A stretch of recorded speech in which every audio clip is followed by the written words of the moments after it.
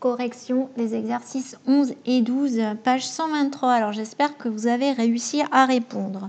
Le numéro 11, on nous parle alors d'un test d'identification des ions calcium. Donc ce sont les ions calcium qu'on va identifier. Ils sont présents dans une solution aqueuse de sulfate de calcium, donc qui contient des ions calcium et des ions sulfate. C'est pour ça que ça s'appelle une solution de sulfate de calcium, c'est qu'il y a les ions sulfate et les ions calcium. Les ions sulfate sont SO4-, les ions calcium Ca2+, et qu'à partir de ça, il va se former un précipité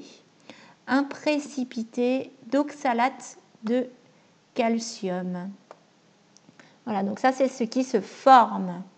On nous demande justement d'identifier les réactifs, les produits et les espèces spectatrices. Alors les réactifs, c'est ce qui réagit ensemble. Alors ce qui réagit ensemble, là, vu qu'on est sur le test d'identification des ions calcium, on peut s'attendre à ce que les ions calcium réagissent avec quelque chose d'autre. Alors si on regarde bien dans l'exercice, on nous fait référence à la fiche 5, page 319, qui est ce que je vous ai mis ici, qui montre les différents tests d'identification des ions. Et nous, donc, on doit s'intéresser au test d'identification des ions calcium. Donc, on va regarder pour les ions calcium, ici, avec quoi ils doivent réagir pour former le précipité. Et alors, le réactif qu'on utilise, on nous dit que c'est une solution d'oxalate d'ammonium, avec des ions NH4+, qui sont les ions à ammonium, justement, et les ions oxalate, C2O4-. Donc, il faut qu'on réfléchisse à qu'est-ce qui réagit avec les ions calcium. Est-ce que ce sont les ions ammonium ou les ions oxalate? Alors, si on regarde bien ce qui va se former, ce qui se forme d'après l'énoncé ici, alors ce qui se forme d'après l'énoncé, c'est de l'oxalate de calcium. Et on regarde la formule. Dans la formule, vous devez bien voir qu'il y a l'élément carbone et l'élément oxygène. Ce sont ces éléments-là qu'on retrouve dans cet ion C2O4-. Donc probablement c'est C2O4-, qui réagit avec Ca. Et les deux s'associent ensemble pour former le précipité CaC2O4. Donc les réactifs, ça va être C2O4-, qui réagit avec les ions calcium. Donc les ions oxalate réagissent avec les ions calcium. Ce sont nos deux réactifs. Et le produit, il n'y en a qu'un seul ici, c'est le précipité d'oxalate de calcium, CaC2O4. Voilà, et on nous demande de préciser s'il y a lieu là où les espèces spectatrices, on s'aperçoit que comme espèces spectatrices, on a plusieurs choses qui ne réagissent pas. On a les ions SO4-, qui n'ont pas réagi. Donc ça, ce sont les espèces spectatrices. Et également, malheureusement, je ne peux pas entourer sur ce document-là, les ions NH4+, n'ont pas réagi non plus, puisqu'on ne trouve pas d'azote, de N ni de H dans le produit qui s'est formé. Pareil pour SO4-, on est sûr qu'ils n'ont pas réagi, puisqu'on ne trouve pas de soufre, de S dans le produit. Donc forcément, c'est que ça n'a pas réagi. Ensuite, on nous demande d'écrire l'équation, enfin pas l'équation tout de suite, pardon, la réaction chimique qui modélise ce test. Alors, la réaction chimique qui modélise ce test, on peut l'écrire de deux façons. Soit on l'écrit comme ici dans la correction, sous la forme d'une addition et d'une flèche, donc en disant que ce sont les ions calcium qui ont réagi avec les ions oxalate pour former l'oxalate de calcium. Soit on rédige carrément en faisant une phrase qui dit que les ions calcium réagissent avec les ions oxalate pour former l'oxalate de calcium. Avec donc comme réactifs les ions calcium, les ions oxalate et comme produit l'oxalate de calcium.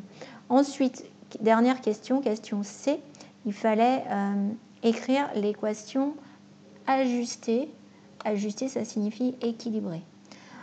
Donc, par rapport à la question B, on va remplacer les noms qui étaient écrits en toutes lettres par les formules chimiques.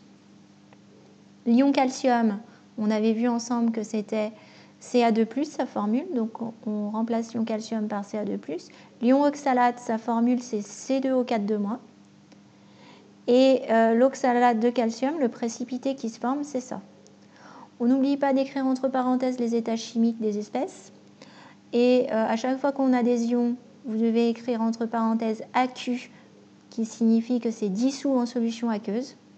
Donc c'est le cas pour Ca2+, et C2O4 qui sont des ions. Le produit, lui, c'est un précipité. Justement, la définition d'un précipité, c'est que c'est un solide qui se forme. Donc on note bien que c'est un solide. Ensuite, on vérifie la conservation des éléments chimiques. D'abord, donc, le calcium, on l'a une seule fois dans les réactifs, on le retrouve une seule fois dans les produits.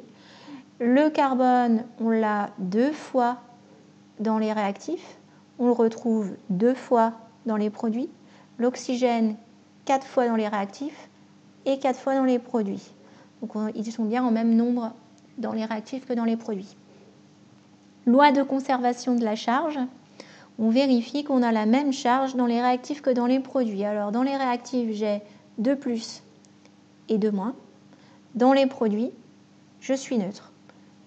On voit que c'est équivalent, hein, 2+ et 2-, ça s'annule, ça nous fait quelque chose de globalement neutre. Exercice numéro 12, il fallait ajuster les équations de réaction, c'est-à-dire les équilibrer. Donc je vais prendre mon petit stylet rouge pour pouvoir le faire avec vous. Donc, la première, on peut commencer par n'importe quel élément. Moi, je vais les faire dans l'ordre. D'abord, le cuivre. Alors, le cuivre apparaît une fois dans les réactifs et une fois dans les produits. C'est bon, en même nombre. L'oxygène, 2 fois dans les réactifs, mais une seule fois dans les produits. Donc, il va falloir qu'on multiplie par 2. Ensuite, le fait d'avoir mis ce 2, ça me change mon nombre d'atomes de cuivre. Je m'en retrouve avec 2 cuivres. Donc, je vais être obligée de remettre un 2 ici. Ensuite, deuxième équation, C8H18 plus O2 donne CO2 plus H2O. C'est une réaction de combustion. Alors, première chose à remarquer dans cette équation, c'est que ça va être compliqué d'équilibrer les atomes d'oxygène parce qu'ils figurent à 3 endroits différents dans l'équation. Donc, quand on a comme ça un élément qui figure à beaucoup d'endroits différents, il vaut mieux se le garder pour la fin et commencer par les autres éléments chimiques. Alors, si je regarde, si je commence par le carbone, par exemple, j'en ai 8 avant la flèche. Donc, après la flèche, comme j'en avais qu'un, il faut que je multiplie par 8. Ensuite, l'hydrogène. J'ai 18 hydrogènes dans les réactifs. Il va falloir que j'en ai aussi 18 dans les produits. Pour l'instant, ils sont par 2. Donc, je vais multiplier par 9.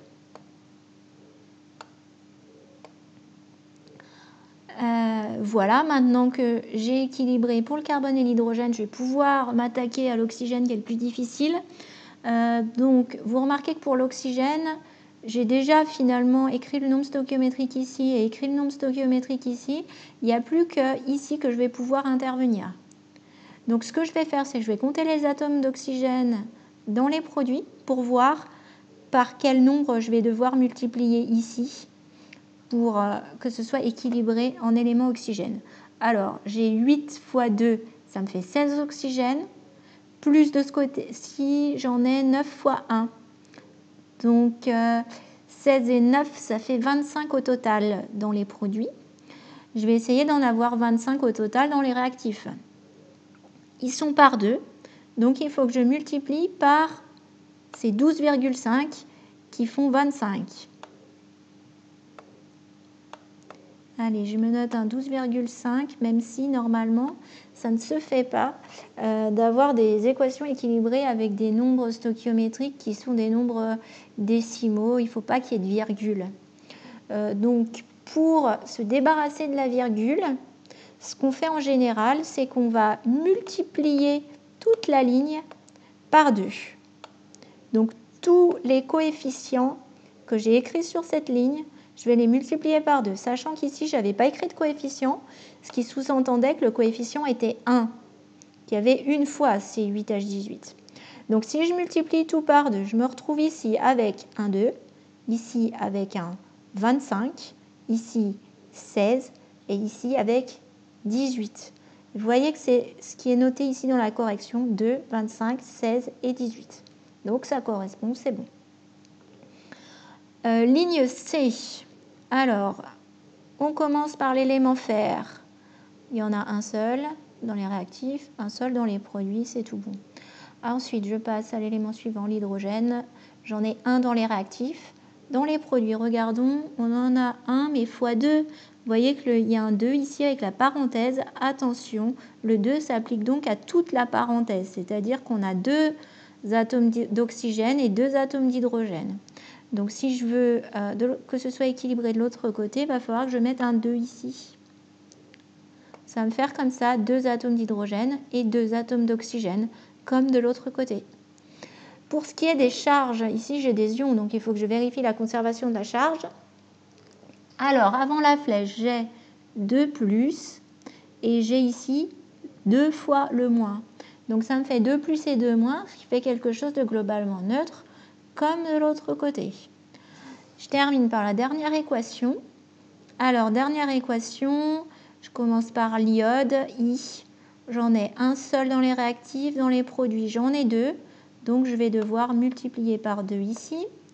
Ensuite, le soufre, S, j'en ai 2 dans les réactifs. Dans les produits, j'en ai qu'un seul, donc je multiplie par 2. Mais le fait d'avoir multiplié par 2 là va me faire changer aussi mon nombre d'atomes d'oxygène. J'en aurai 2 fois 4, 8. Ça tombe bien. De l'autre côté aussi, il y en a 8. Voilà pour la conservation des éléments. Conservation de la charge. Je vais vérifier que j'ai bien le même nombre de charges avant la flèche qu'après la flèche. Alors avant la flèche, j'ai 2 fois 1 moins. Donc ça me fait 2 moins ici. Et encore 2 autres moins là. 4 moins au total. De l'autre côté, j'en ai 2 fois 2, 4 moins. Donc, c'est bien équilibré. Jette un coup d'œil à la correction que je vous ai distribuée. C'est bien ça. On se retrouve avec ici 2HO- et ici 2I- et 2SO4 2-. C'est parfait. Voilà, je vous dis à tout de suite pour la suite de la correction pour les autres exercices.